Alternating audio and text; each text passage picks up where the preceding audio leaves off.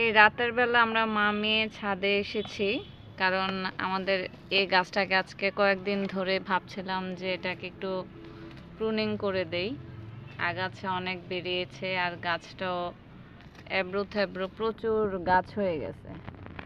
তো একটু ফাঁকা করে দিলে এটা আবার নতুন করে ডালপালা ছেড়ে গাছটা আবার বড় হবে। তো যার কারণে এই রাতের বেলায়, যেহেতু দিনের বেলা প্রচণ্ড রোদ, কাজ করা যায় না, আবার এটাতে আজকে অনেক দিন ধরে ফুলও ফুটছে না, তো সেই কারণে ভাবলাম যে রাতের বেলা এসেই গাছটাকে ঠিক করে দেই।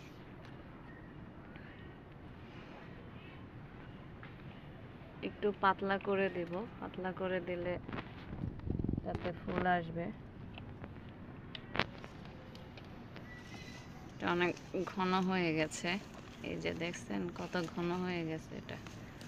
আমি এগুলো লাগালে কি কাজ হবে না? হ্যাঁ হ্যাঁ, এগুলো লাগালে আবার হবে, এগুলো তো লাগাবো। এটা আগে ঠিক করে নিই। একটু পাতলা করে দিলে এখান থেকে আবার নতুন কুশি ছেড়ে ফুল আসবে। দেখছো কি অবস্থা?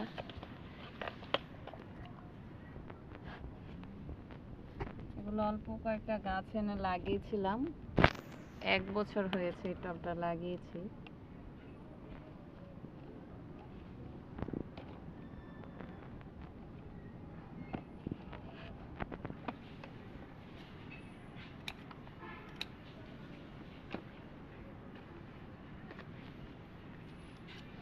এটাতে আজকে অনেকদিন ফুল ফুটে না,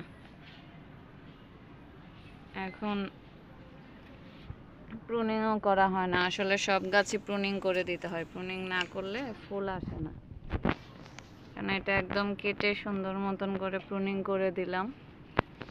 এটাতে 1 সপ্তাহ বা 15 দিন পরে দেখবেন কি পরিমাণ ফুল আসে, এটার আপডেট দিব আমি।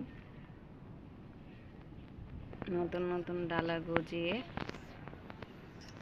আসবে, ফুল আসবে।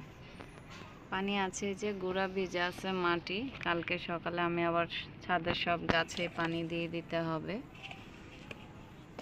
দিনের বেলা যা রোদ পড়ে এখন আর কাজ করা যায় না। আর এখানে এগুলো আছে, এগুলো আবার সকালে আমি লাগিয়ে রাখবো, লাগিয়ে রাখলে এগুলো থেকে আবার গাছ হবে।